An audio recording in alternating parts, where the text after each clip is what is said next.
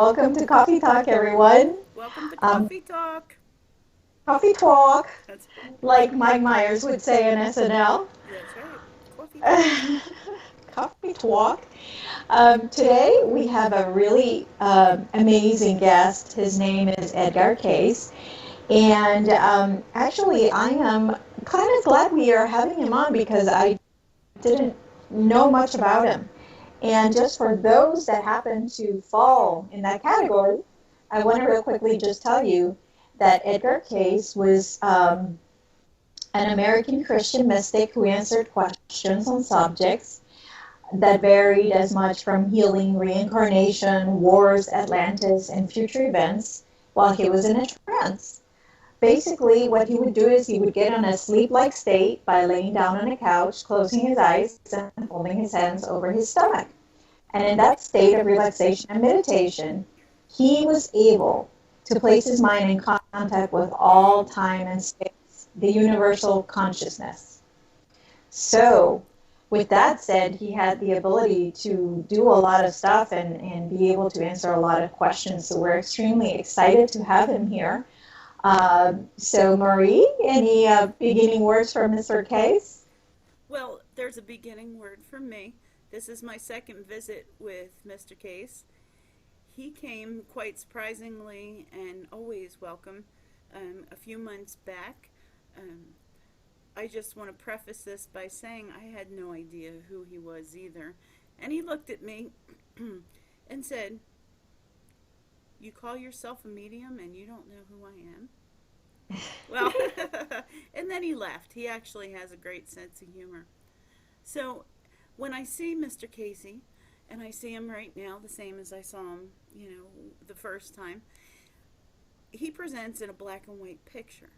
And this is for me because it was back in, I believe, the 50s or before color television or whatever really came into being. And I see him with dark glasses and his hair slicked back, and he smoked because he likes to sit there with his cigarette. He crosses his legs for the interview, and he kind of has like this older style kitchen table that he's sitting next to, and he just looked at me and he goes, "Well, it's coffee talk, right?" So anyways, Mr. K says he's thrilled to be here. He's happy to answer any questions that we may have, and fire away. Awesome. Well, we do have a couple of questions from two people that we actually, won the guess for the numbers. But before we go there, I kind of wanted to get started with a little bit more of the background. And when did he realize that his dreams were channeling, that he was channeling through his dreams or through this meditation? He said it's the freakiest thing because when he would come out of the meditation, he would remember all this and he'd be like, "This is the craziest dream ever." And he said, and that's how it starts. He says, "I had these dreams," and I'm like, "Wow, that's like mind blowing." And I kind of like thought, it's interesting that this happens. And then I had roommates, and they discovered and that I was talking in my sleep, and that's when this all started. Roommates, wives, and I became a subject of study once we realized I was channeling while I was in that dream meditative state. And that's when the questions all started to come. So, didn't realize what I was doing at first, and then had a little help, and it's all divine intervention. Wow. And so would you remember, were you able to remember what you were telling people, or would they would tell you later on what you would say? Well, at the beginning, I remembered it like I was remembering dreams. But once I started to really go in these deep trance states, the more information would come out and the less I would remember because I was in such a deep state at a very unconscious, subconscious level, communicating while it was all being transcribed. So while I don't remember it, all of it, I was told afterwards. Oh, okay. Wow. That's incredibly interesting. So you said this was around the time you had roommates, so I'm assuming it was like when you were in college? That's when it started. It started actually long before that. I just never was aware of what it was that was happening until it persisted and it persisted. And, when you have light sleepers in the same room with you, there's really no hiding that kind of thing. And luckily, my roommates were scientifically based and all had some kind of interest. So they would be rather annoyed that they couldn't sleep, but once they started listening to me, it was like writing a good story or getting all this information, and they were quite astounded by it. So that's all kind of how it took off. Oh, wow. That's interesting. So one of the questions I had was, I know that a lot of the information that was especially written in books by you was the holistic medicine information, or how to heal yourself. It was more all of that type of topic. Was that because you were medically inclined? Were you studying medicine, or was it just a question that somebody asked, and then from there it was known that you could help healing, and then those questions kept going on? That was a channeled information. The holistic, it was um, channeled through me by ancient Asian guides. There's a time and a need for it. Um, Not only back then, it wasn't really taken seriously back then, but now and in the future, because they're always going to come back and reference my channelings with respect to the holistic healing. Oh, okay. So I imagine, if that's the case, that even now those teachings are still accurate in today's society with healing holistically. The ancient Chinese knew what the hell they were doing. I'm just going to tell you that, okay? He's really serious about this because he's like, they knew what they were doing. But seriously, he's saying that it's the same back then as it was today, because when you use natural herbs and organically grown ingredients, it never changes. If you're going to subject, anything you eat or you know, take in your body to food or things that have been modified, it's going to have a cause and effect. And this is what the Chinese guide was channeling through me. And, it made sense then, and it made sense now. Holistic is holistic. There's no GMOs of today. There's no pesticides of today. And remember, way back then, it wasn't like it was today either. Back in the 50s, we used to spray the streets for mosquitoes. We didn't have an idea. So, we think today that your food and everything is modified. Back then it was as well. It's all a succession now coming to to the knowledge of people that you have to be aware of how you treat your food. But that hasn't Oh, changed. wow. That That's a hasn't very good changed. point. That has not changed since the ancient um, Chinese instituted this herbology and homeopathic medicine. Nothing from there has changed. Wow, that's fantastic. So, how did you come out, so to speak, to others? Like, what did you have a career before you decided to just do this full time, or how did that happen?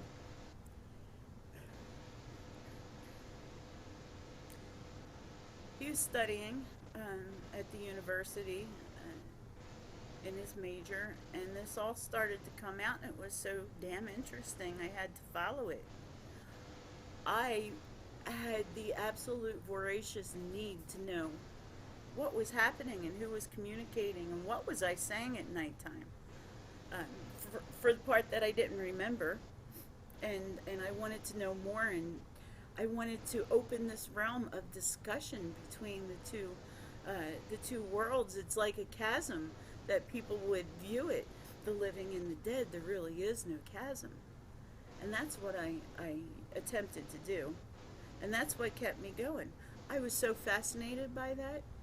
Um, but coming out of the closet, so to speak, was not my idea. And it it's kind of one of those things where one person told one person who told another, and soon enough around the college campus it was out. Ah, It okay. did, I will say, it did assist me in obtaining jobs to have some notoriety about my experiments. Wow, that's fantastic. So, did you ever finish your career, or did you just kind of left it and just went with that?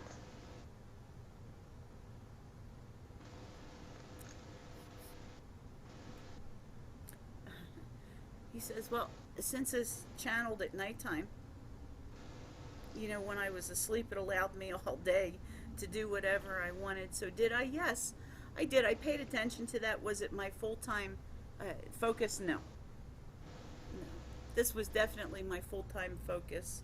I would transcribe, or we would discuss and analyze the material that came through, and all of that. So, while I still had my career, it was not my passion. Right, right, exactly. So, moving on to the questions that we had from our winners. Beth Grigal or Gregal, Giggle. she had a question. Sure. Is life like a dream and when we die we wake up? Is life like a dream, and when we die, do we wake up? Oh my gosh. He's banging on the table. He lit another cigarette and he goes, that's fucking genius. Yes, on levels, yes. You can look at it that way. Absolutely. He loves it. He just loves it. Oh, wow. He says, I can't even Fantastic. expound on that. That question answers itself. Yes. Wow. That's crazy to even think it that way. He says it's an amazing way to think of it, but when you look at it, the reality is when you die, you really do, you know, wake up because you Yes. remember everything. Right. We Exactly. came here and we got stupid in terms because Right. we forgot everything we already knew. So this Right. is like a dream. Like you work your way through um, this fogginess of trying to remember, and little patches of remembering. So that's like a dream. Absolutely on point, Beth. Yes, it definitely feels like it sometimes to me as well. Amazing. Okay, so Bubba, and I don't know how to say this last name, Gross, maybe, wants to know who he was in a past life.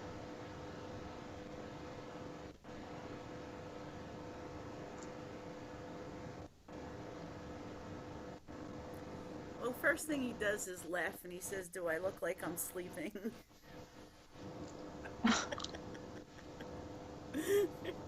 And I'm like joking with him. I'm like, "Good one, Mr. Case. Yeah, good Good point. one. Good point. Yeah, good point." And then he says, "Really, which one does he want to know about? He's had many, many, many, many." So I'm asking Mr. Cayce if he could tell us perhaps another lifetime that maybe has impacted Bubba in this lifetime. Yes. Okay. Great question. And for this, they show me pictures, so stand by.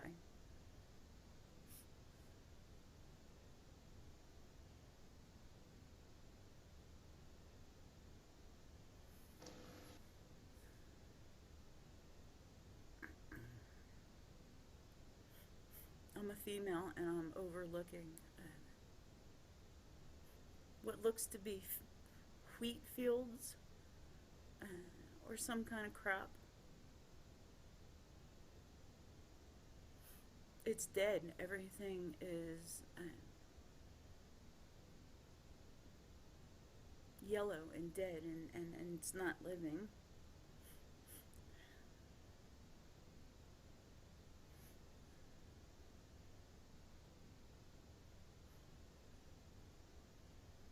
And when I turn around, so sorry.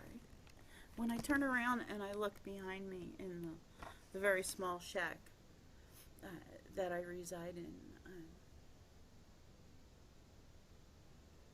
I see 3 beds and 3 little beds and 1 large bed. And in the large bed, her husband is ill. And he's frail and he's very thin. And when I look down, she's very thin.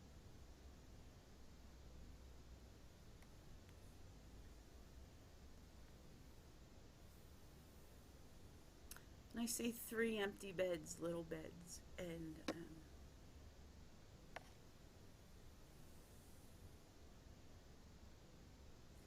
it was in a time of great sickness. She lost the 3 babies. Her husband was ill, and there was not a lot of abundance in this lifetime. I feel in this lifetime, Bubba feels the need to be opposite of that. Like he has a love for kids and wants to have kids around him, and feeding his family and being generous to those he loves is very important to him. And this all stems from that lifetime. That lifetime. So it's a lifetime that has helped him be a better person in this life. It's like, Absolutely. He came in that incarnation to learn about love and loss. And he certainly had his fill of that. He got that lesson. He's good to go on that lesson. So coming here, he does the opposite. Okay, I got that lesson now. I'm going to gather, love and children and family and take good care of them. fantastic. That's wonderful. Thank you, Ed. Let's ask, yes, let's what does he consider his greatest achievement?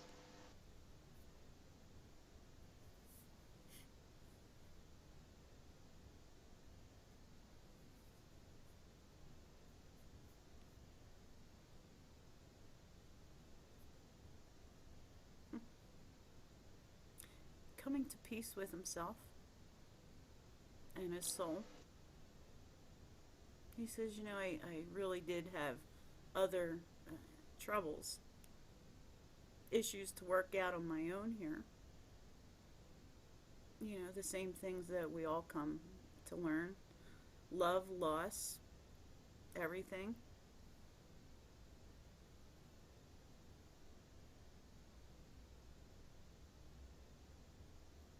And I came to peace with all of that by doing all these channelings, by gathering this information.